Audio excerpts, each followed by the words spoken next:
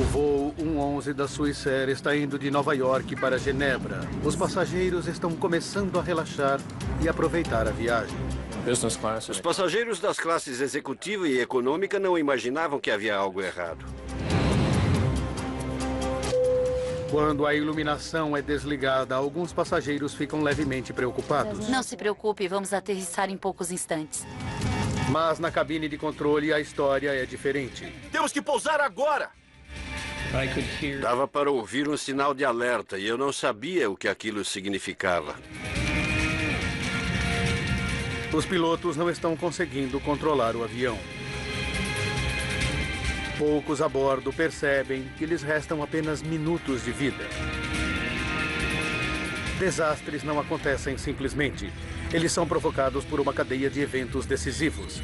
Vamos desvendar as decisões fatais daqueles últimos segundos, pouco antes do desastre.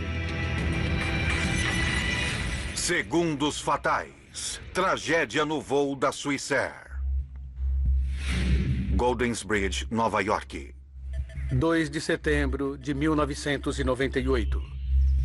4h46 da tarde. Ray Romano, pai de 3 filhos, vai viajar a negócios para a Europa.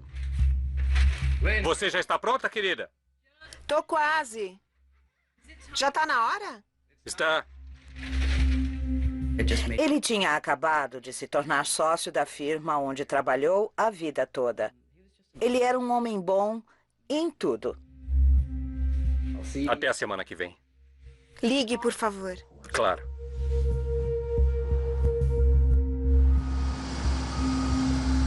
Sete e 45 da noite. Horário de verão na costa leste. Aeroporto JFK de Nova York. 215 passageiros embarcam no voo 111 da Swissair, com destino a Genebra, Suíça. Tchau. Ray Romano está na fileira 9, perto da frente do avião. Está com bilhete? Não, Não? Ele vai sentar com você? vai. Ah, tudo bem então.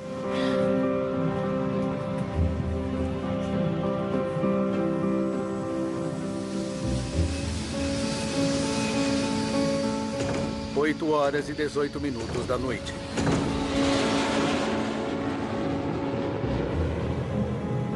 O comandante Urs Zimmermann e o primeiro oficial Stefan Lowe vão pilotar durante as 8 horas de viagem noturna.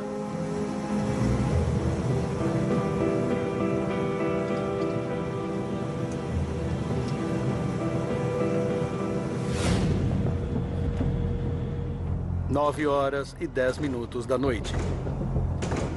52 minutos depois da decolagem, o voo 111 da Swissair está viajando a 10 mil metros sobre a costa da Nova Escócia, no Canadá. Está sentindo esse cheiro? Sim, eu estou sentindo um cheiro estranho aqui. Mas eu não sei de onde vem.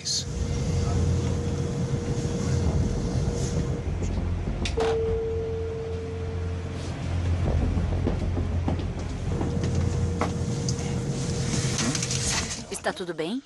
Você está sentindo um cheiro estranho aqui na cabine? Tem um cheiro estranho aqui, sim. Está sentindo? Estou, mas onde estão os passageiros não tem nada. Deve ser o ar-condicionado, não é mesmo? É.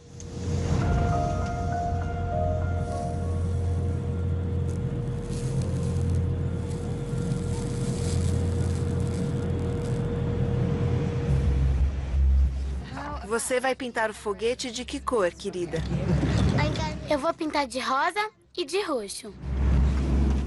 Obrigado. Está perfeito. 9 horas e 13 minutos da noite.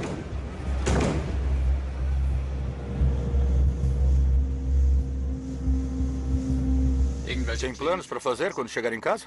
Vamos velejar no Lago Zurich. Muito legal.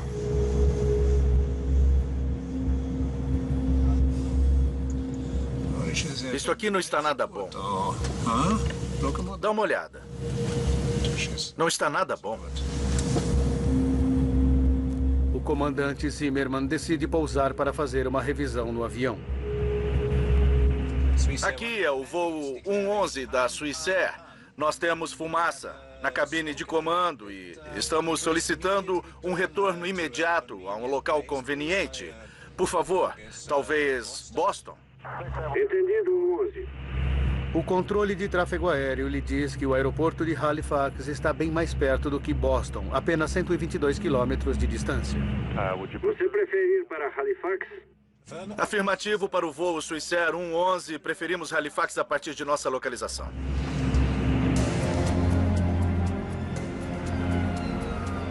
O aeroporto se prepara para um pouso de emergência. A fumaça sumiu, mas os pilotos ainda querem que o avião seja revisado. Eles usam as máscaras de oxigênio como precaução e iniciam a descida. O comandante ligou os avisos de apertar cintos. Temos um problema com o ar-condicionado que precisa ser retificado antes de continuarmos com o voo. Vamos fazer uma parada no aeroporto de Halifax, no Canadá.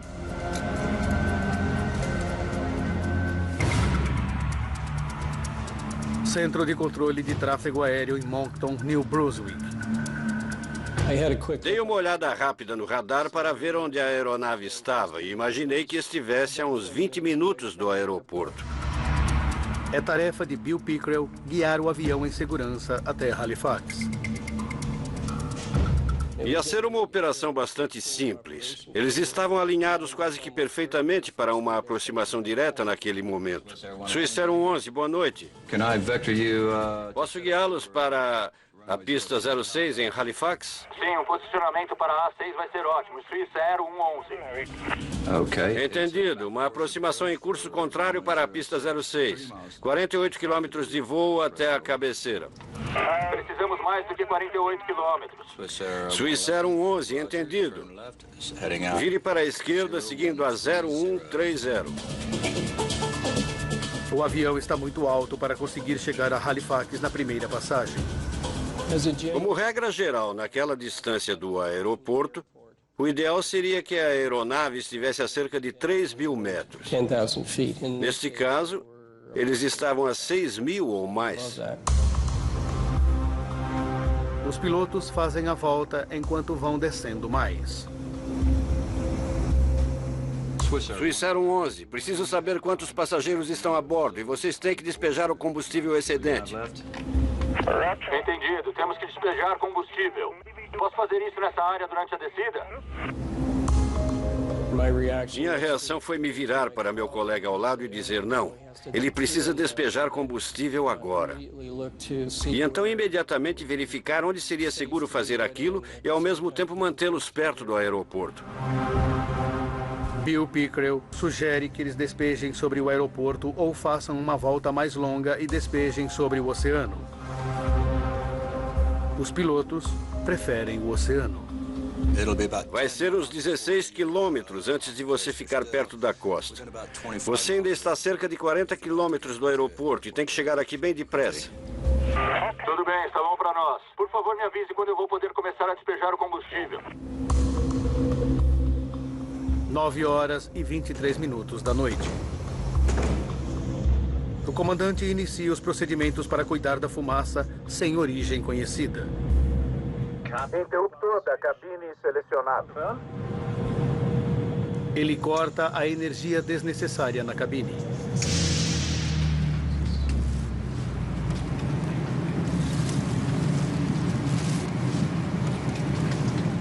Por favor, devemos nos preocupar agora. Não há eletricidade, o ar está desligado.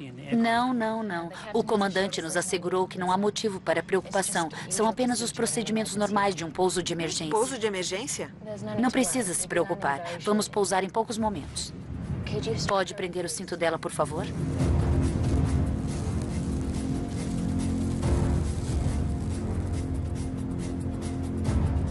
9h24 da noite.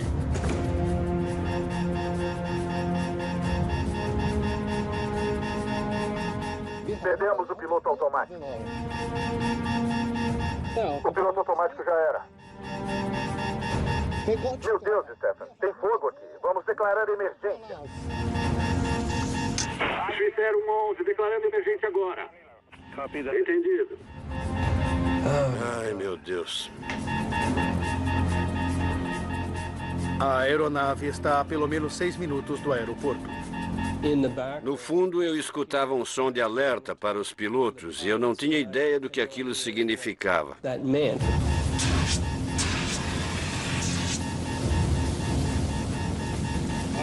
Que droga!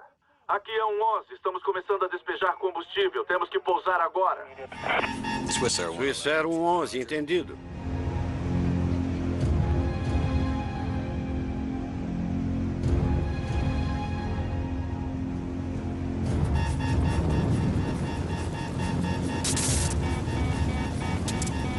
Perdemos os dispositivos primários de voo.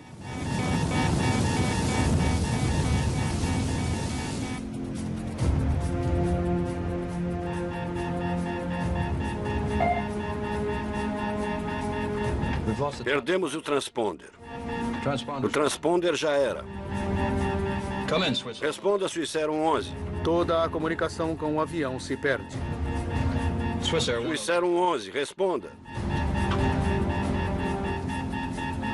Os controladores de tráfego aéreo só conseguem seguir sua rota pelo radar.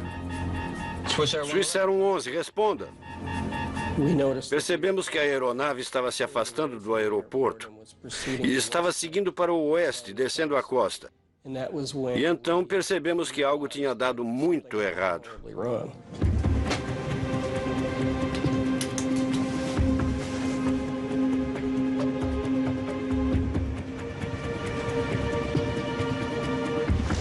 Meu Deus, isso é fumaça.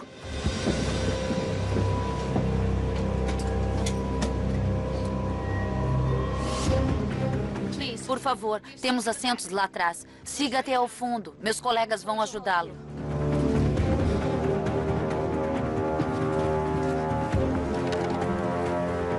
Tem fumaça na primeira classe.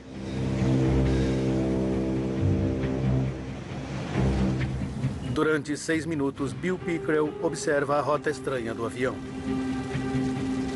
Dá uma sensação de desamparo ficar sentado ali sem ser capaz de fazer nada. 9 horas e 30 minutos da noite.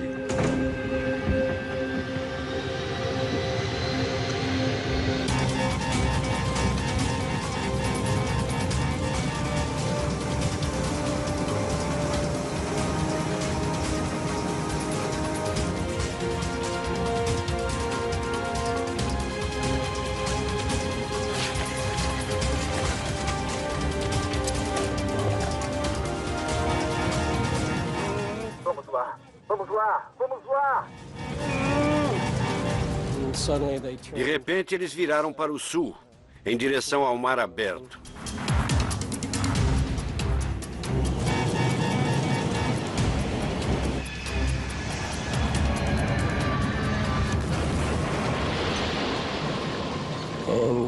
E a aeronave desapareceu. Ai, meu Deus, acho que o perdemos. Acho que o perdemos. Swissair 11, responda. Swissair 11. Meu Deus.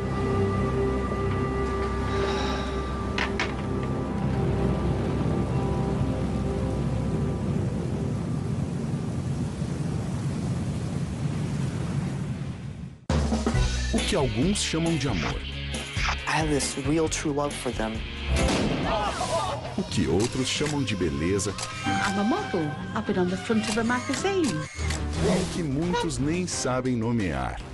I personally have never seen anything like it in my life before or after. Tabu. Hoje, às 9h30 da noite no Nat Geo.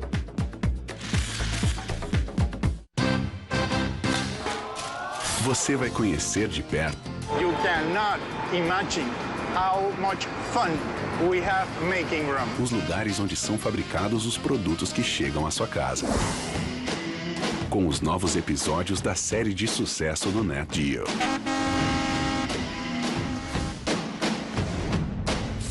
Mega Máquinas. Toda quinta às 8h30 da noite no Nat Geo.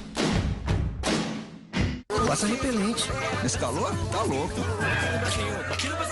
Off Refresh. Uau, refrescante. É o fim da dança dos mosquitos. Novo Off Refresh. Proteção duradoura contra pernilongos com sensação refrescante na pele. Uma enorme estrada embaixo d'água. Um porto espacial no meio do deserto. O Nat Geo apresenta construções que parecem vindas do futuro, mas que hoje já são realidade. Obras incríveis, toda quinta às 7h45 da noite no Nat Geo. A seguir, Mayday, desastres aéreos. No Nat Geo. Continuamos assistindo Segundos Fatais. No Nat Geo. A última posição no radar do voo 111 da Swissair fica a 9 quilômetros da costa canadense.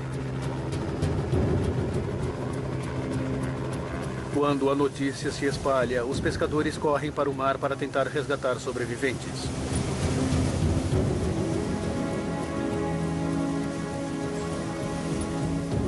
Só pensamos em pegar os barcos à noite e ir até lá para tentar ajudar o máximo que pudéssemos. Era a coisa certa a se fazer. Wayne Manuel leva 1 hora para chegar ao local. Víamos o resto dos barcos que estavam lá naquele momento e sentíamos o cheiro de combustível de avião. E quando nos aproximamos, vimos os destroços boiando.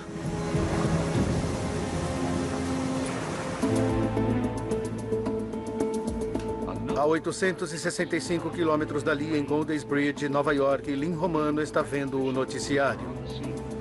O piloto conseguiu avisar pelo rádio que havia fumaça na cabine de comando antes que o avião sumisse do radar a 3.000 metros de altitude. Eu vi que tinha acontecido um acidente com um avião e aquilo me deu um arrepio. Eu fiz o sinal da cruz porque queria rezar por aquelas pessoas. Ninguém sabia se estavam vivas ou mortas. Era um voo que saiu de Nova York e estava a caminho de Genebra. Tom, nos conte o que você está ouvindo e vendo de onde você está. Quanto mais eu via as notícias, mais eu tinha certeza de que era o avião dele.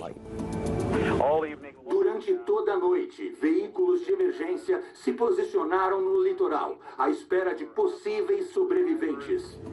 Eu liguei para um número 0800 e disse que meu marido estava no voo 111 da Swissair no assento 9F. Eu tinha todas as informações e queria que alguém me confirmasse se ele estava naquela aeronave. Foi o voo da Swissair 111? Eu sabia que era o avião em que ele estava.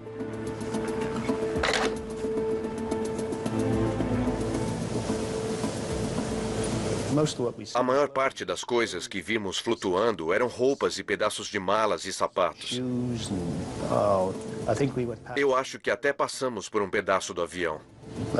Provavelmente meia dúzia de janelas da lateral do avião. E esse foi o maior pedaço que vimos. Wayne esperava encontrar sobreviventes. Torcemos bastante, mas depois que chegamos lá e vimos o que estava boiando, percebemos que não tinha sobrado nada e que não haveria nenhum sobrevivente.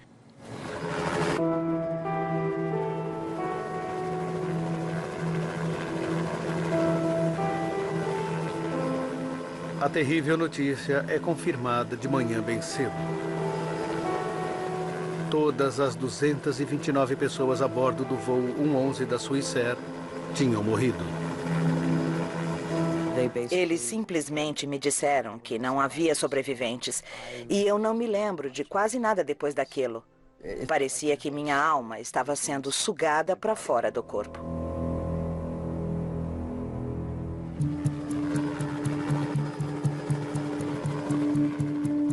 O Comitê Canadense de Segurança nos Transportes inicia uma investigação. A autoridade encarregada é Larry Vance. Ele tem 31 anos de experiência como piloto e 14 como investigador de acidentes de avião. Seu ponto de partida é a gravação do controle de tráfego aéreo. De fato, tínhamos bastante informação desde o início, porque sabíamos que a aeronave tinha pegado fogo e que os pilotos estavam lutando contra essa circunstância. Estávamos interessados em descobrir como o fogo começou, como se espalhou e como ele acabou danificando o avião. Para nós era essencial que respondêssemos essas 3 questões. Agora, Ao nos aprofundar na investigação, podemos revelar o que fez com que um avião de passageiros moderno caísse no Oceano Atlântico, matando todas as pessoas a bordo.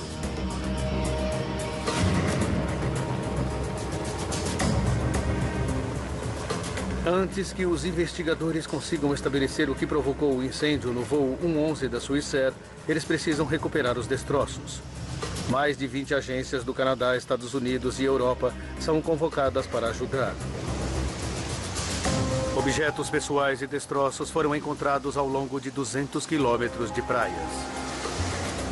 Vocês vão encontrar restos humanos. Não sei dizer o que vocês vão fazer depois. Deem um jeito e continuem seu trabalho. Apenas um corpo foi encontrado intacto.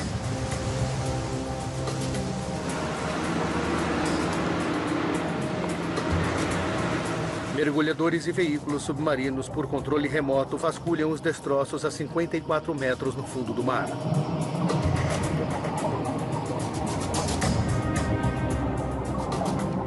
Era importante para nós tentar recuperar as caixas pretas, porque é lá que encontramos informações básicas sobre o que acontece na cabine. Estávamos muito ansiosos para colocar nossas mãos nelas. As duas caixas pretas do avião acidentado foram encontradas intactas 9 dias depois do acidente. Nós temos uma lista de verificação para a fumaça do ar-condicionado. A equipe descobre que os pilotos sentiram cheiro e depois viram fumaça. Stefan, a fumaça sumiu. Mas depois que a fumaça sumiu, ela voltou e trouxe fogo com ela.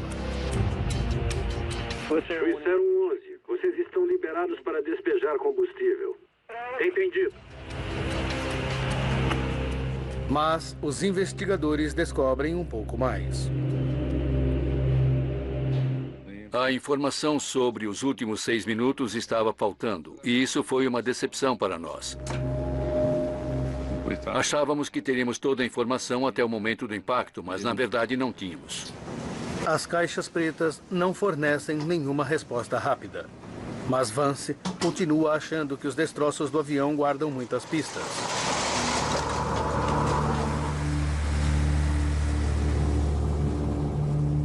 Eles levam meses para recuperar os destroços e os objetos pessoais.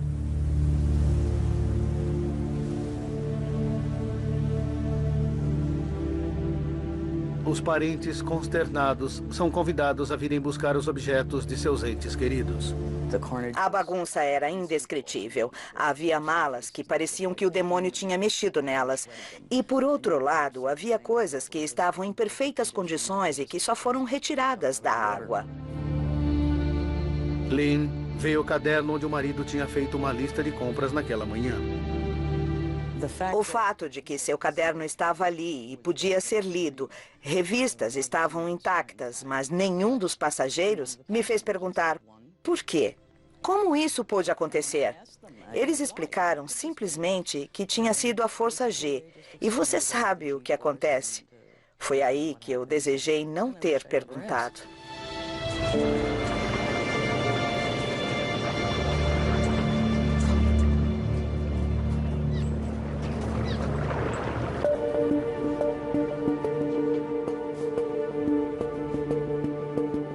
No final das contas, 98% do avião foi recuperado. Porém, estava em mais de 2 milhões de pedaços.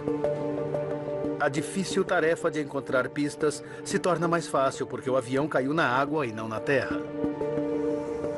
Isso nos deu uma oportunidade única, porque não é muito comum acontecer um acidente no qual temos um incêndio em pleno desenvolvimento, apagado todo ao mesmo tempo, instantaneamente. Assim, isso preserva o estudo do incêndio naquele momento. A prioridade do investigador é determinar onde o incêndio começou e o que o provocou.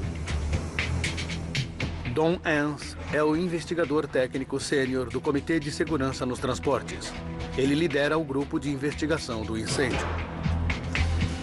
Os primeiros pedaços que surgiram e que foram identificados como tendo sido danificados pelo fogo eram da cabine de comando ou da cozinha da primeira classe. Então estávamos analisando essa área.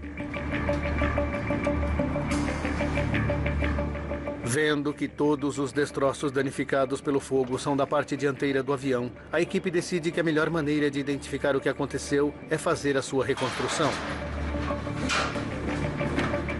Parecido com um quebra-cabeça de 5.000 peças, os destroços são pacientemente unidos até formarem uma imagem em tamanho real. Conforme uníamos mais coisas, a imagem foi ficando cada vez mais clara. Lembro que, ao olhar para o teto da cozinha número 1, em particular, vi que todo o estrago feito pelo calor ia de dentro para fora, o que colocava a fonte de calor sobre a cozinha. A reconstrução mostra que o fogo estava queimando não dentro da cozinha, mas fora de vista, na parte de cima do avião. É ali que ficam os equipamentos eletrônicos, a fiação, os componentes do ar-condicionado e o isolamento. Não havia detectores de fumaça lá em cima, e não é exigência que obrigue a tê-los. Os passageiros não tinham ideia do que estava acontecendo até que o fogo acabou passando pelo teto. E isso só aconteceu na cozinha da primeira classe e talvez no compartimento da primeira classe. No fundo do avião, classe executiva e econômica, ninguém teve a menor ideia de que algo inoportuno estava acontecendo.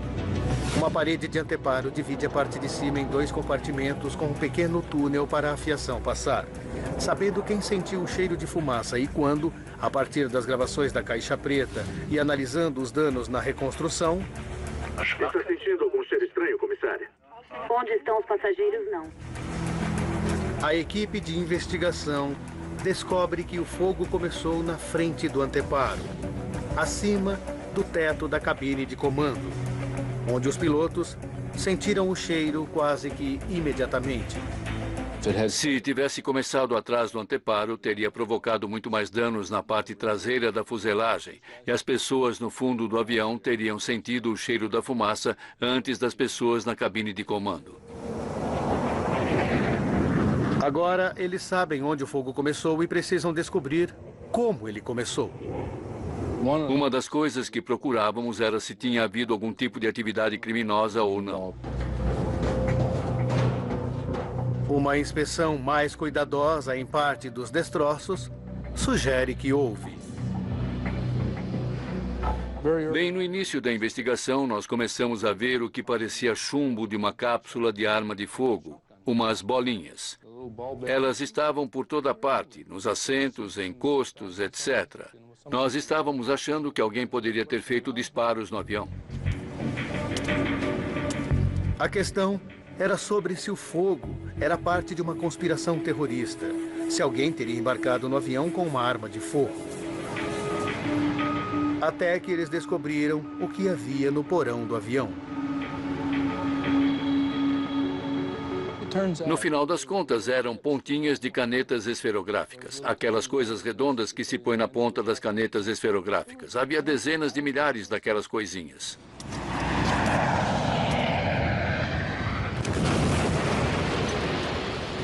O avião bateu com tamanha força no mar que espalhou as esferas do compartimento de carga por toda a aeronave. Com a eliminação da criminalidade, Vance e sua equipe precisam levar em conta outras causas possíveis para o incêndio no voo 111 da Swissair. Sabíamos onde o fogo tinha começado e que estava localizado acima do teto da cabine de comando, e então começamos a procurar fontes de ignição lá em cima. E logo a mais óbvia que veio à cabeça foi a fiação. O avião abriga 250 quilômetros de fiação. 3.000 peças foram recolhidas do local do acidente. O investigador de acidentes de avião Jim Foote sabe que a tarefa de sua equipe é penosa. Primeiro, eles precisam identificar de onde cada fio era. Os fios B eram basicamente do fundo da cabine de comando, perto da primeira porta. Então, com certeza, esses fios eram interessantes. Queríamos todos os fios que começassem com a letra B. Nós vamos examinar cada centímetro desses fios. A equipe de Jim busca isolamento danificado ou faltando para ver se eles conseguem encontrar o fio que deu início ao incêndio. Qualquer fio que fique raspando em uma peça de metal pode desgastar o isolamento e se esse fio está energizado, então é possível que surjam curtos quando ele encosta nessa estrutura. Um curto é uma descarga elétrica que salta de um fio energizado exposto. Como um pequeno raio, ele cria um clarão de luz rápido e de calor muito intenso. Esse curto derrete o cobre das linhas que cobrem o fio, deixando uma bola de cobre indicadora.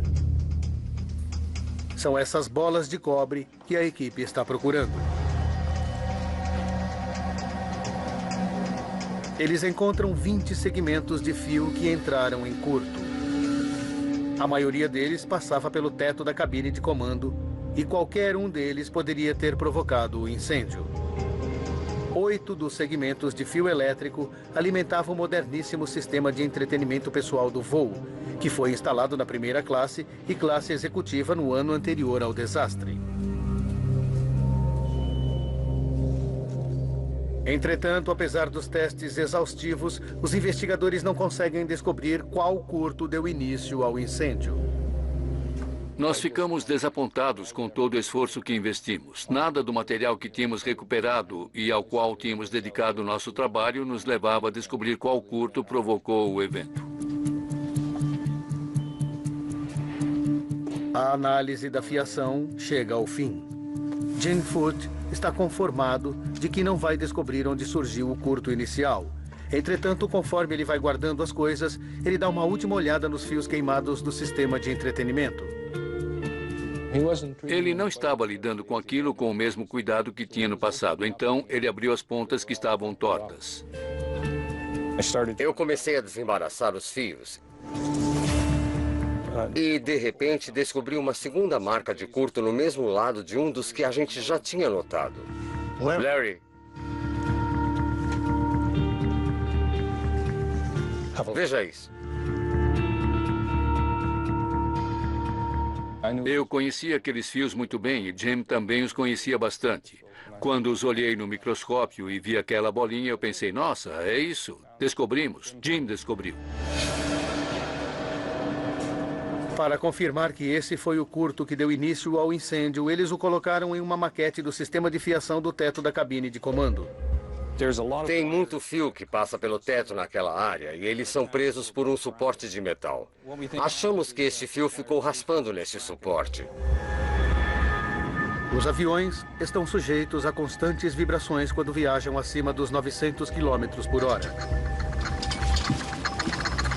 Os investigadores acreditam que a vibração provocou o contato. O isolamento dos fios ficou danificado, permitindo que um curto acontecesse quando raspou no suporte de metal. Finalmente tínhamos chegado a uma conclusão quase que imediatamente para dizer que tinha de ser aquilo. Porque sabíamos que o posicionamento daqueles fios em que ele tinha encontrado o curto era exatamente o mesmo onde o fogo havia começado. A equipe ficou preocupada que o sistema de entretenimento não tivesse sido instalado de maneira apropriada. Como precaução, a Swissair removeu esse sistema não essencial de toda a sua frota.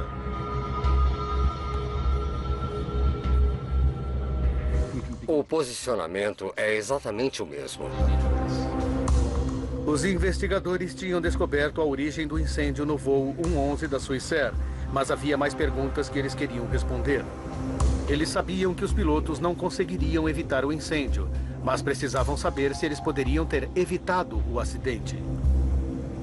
Como investigadores, temos de dizer em que circunstâncias aqueles pilotos se encontravam e que os obrigou a fazerem o que fizeram, provocando a perda da aeronave. Vance e sua equipe esmiuçam as decisões que eles tomaram nos minutos antes do impacto.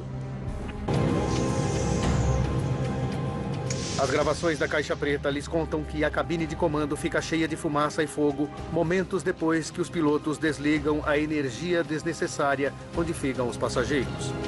Uma das coisas que eles acabaram desligando foram os ventiladores de recirculação que ficam nos fundos, e isso mudou todo o fluxo de ar para o incêndio. Esses ventiladores puxaram as chamas através do anteparo para longe da cabine de comando. Depois de desligados, a chama mudou de direção. Ela simplesmente fez assim. Mudou imediatamente. O fogo que queimava sobre a cabine de comando desabilitou os sistemas essenciais da aeronave. Temos que pousar agora! Ele inutilizou quase todos os instrumentos que os pilotos usam para controlar a aeronave, pilotá-la e mantê-la no prumo. Subir e descer, todos esses instrumentos começaram a falhar praticamente ao mesmo tempo. O avião, com problemas, não tinha mais condições de voar. Não podemos culpar os pilotos por desligarem a energia desnecessária. Eles estavam seguindo os procedimentos da Swissair para cuidar de fumaça de origem desconhecida. Existe uma decisão que os pilotos tomaram minutos antes da queda que provocou vários eventos críticos. Ainda existem dúvidas sobre se os pilotos demoraram demais para tentar um pouso de emergência. Os investigadores dizem que eles mudaram a rota para ir a Halifax, mas depois mudaram de novo para despejar combustível no oceano. A opção dos pilotos em despejar o combustível aumentou os minutos de voo. Era um procedimento que eles poderiam ter ignorado. Os investigadores querem saber se este atraso custou a vida de 229 pessoas que estavam a bordo. Então, qual era a altitude inicial deles? 10.000 metros. Eles calculam que para uma aproximação direta a Halifax, os pilotos deveriam ter começado sua descida no momento em que solicitaram retorno imediato. Mas naquele momento, eles não sabiam que o aeroporto de Halifax era uma opção. Além disso, um avião em pleno funcionamento precisaria de 13 minutos para fazer a descida. E o deles só tinha capacidade de voar durante 10.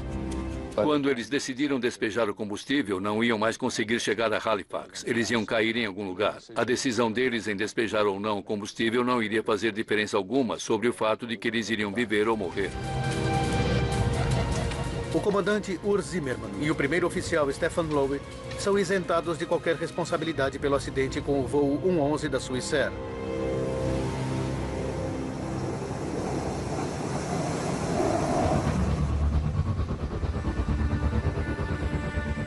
A equipe de investigação conseguiu reconstruir a parte dianteira do avião, determinando onde o incêndio começou e descobriu o curto que o provocou. Mas eles sabem que um pequeno curto não faz um avião cair. Para evitar incêndios futuros, a equipe precisava descobrir o que tinha queimado. De fato, a ameaça ao avião era o que estava alimentando o fogo. Se a gente tem material inflamável em tamanha abundância capaz de queimar um avião inteiro, esse é o risco real para o avião.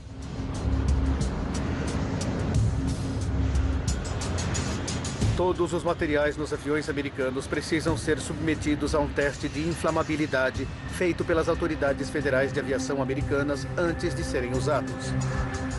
Mas alguma coisa na parte de cima do Swissair 111 era claramente inflamável. Não consigo pensar em nada naquela área que pudesse promover um incêndio. Sua atenção é atraída para um material metálico brilhante que cobria o isolamento de fibra de vidro, o politereftalato de etileno, mais conhecido como mylar metalizado. Nós recuperamos parte do material da manta de isolamento, o mylar metalizado flutuando no mar.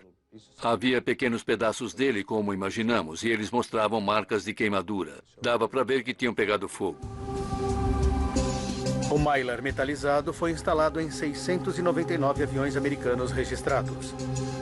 Se foi ele que alimentou o fogo, todos eles estavam correndo risco. Tínhamos uma boa quantidade dele que conseguimos recuperar, que não estava queimado, e de onde tiramos um pedacinho e o colocamos no chão do hangar e acendemos um fósforo nele. Ah, meu Deus. Veja isso. É incrível. E imagine, queimou feito louco. Muito inflamável. E nós pensamos, cara, este avião está cheio dessa coisa. Larry tem quase certeza de que o Mylar metalizado alimentou o fogo do Swissair 111. Sim, achamos que descobrimos o que pode ter sido o problema. Eles informam as autoridades da aviação imediatamente. Elas tinham testado a flamabilidade do Mylar metalizado há mais de 10 anos e tinham aprovado o seu uso. Uma das coisas que fizemos foi analisar a história desse Mylar metalizado para ver se tinha havido chances de identificá-lo como um material perigoso.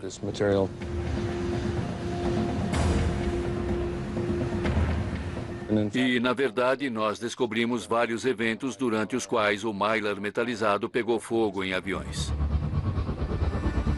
Em consequência desses incêndios, o fabricante de aviões McDonnell Douglas sugeriu que o Mylar metalizado deveria ser retirado de todas as suas aeronaves. 4 anos antes do acidente com o voo da Swissair, as autoridades americanas tinham testado novamente o Mylar metalizado e descobriram que ele era inflamável, mas elas não o proibiram. O fato é que nenhum deles tinha provocado a perda de vidas.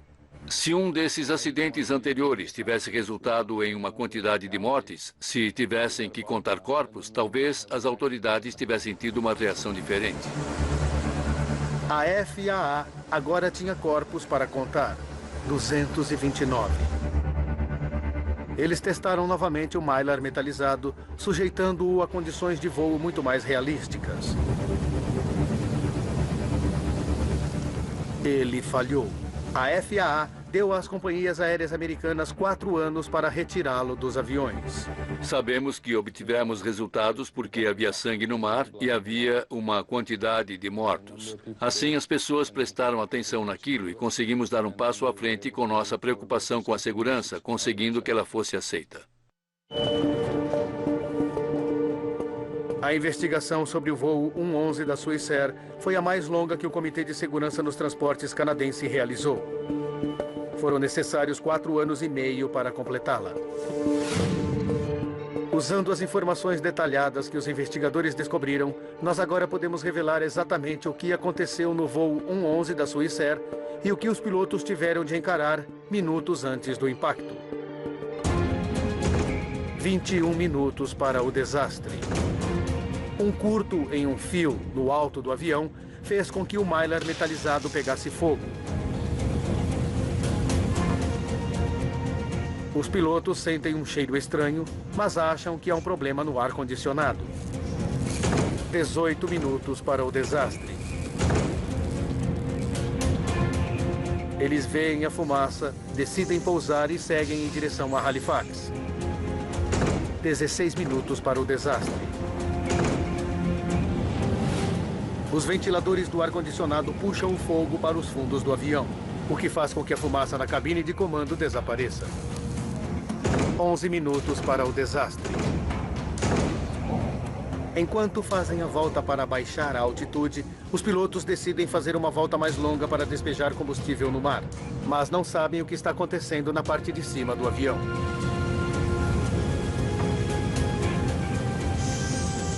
Oito minutos para o desastre. O comandante resolve cortar a energia desnecessária, desligando os ventiladores do ar-condicionado e permitindo que o incêndio se alastre bem em cima da cabine de comando. 7 minutos para o desastre. As chamas destroem o sistema de piloto automático, forçando os pilotos a voarem manualmente. Só agora eles percebem o tamanho do problema. Os investigadores suspeitam que o comandante Zimmerman tenta apagar o incêndio, deixando o primeiro oficial Lowe pilotando o avião avariado. 6 minutos para o desastre. O fogo anula os controles de voo, a comunicação com o controle de tráfego aéreo e as caixas pretas. Em um calor escaldante, o primeiro oficial Lowe luta para manter o controle, mas o avião não tem mais condições de voo. Um minuto para o desastre.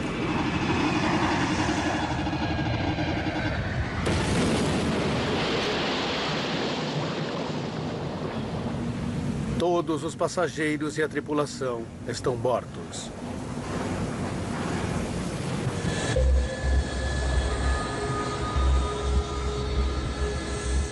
Para evitar mais perda de vidas, o Comitê de Segurança nos Transportes canadense fez algumas recomendações. Muitas foram adotadas no mundo todo pela indústria da aviação. Eles sugeriram que os procedimentos para se lidar com fumaça de origem desconhecida fossem repensados.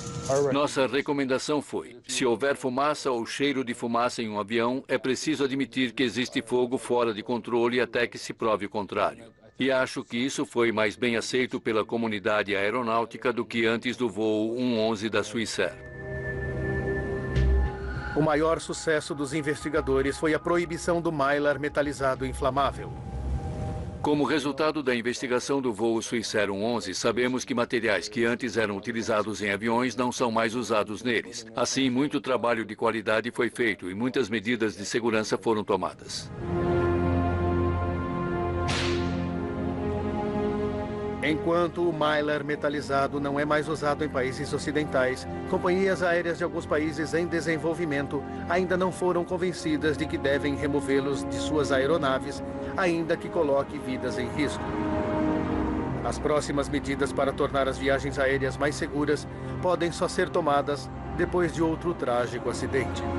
Será preciso acontecer um outro evento que chame novamente a atenção das pessoas. E aí poderemos dizer: nós avisamos, mas vocês não consertaram. Agora é melhor fazer alguma coisa antes que aconteça de novo. Não dá para fazer as pessoas aceitarem mudanças a não ser que elas sintam a obrigatoriedade. Versão Marshmallow São Paulo.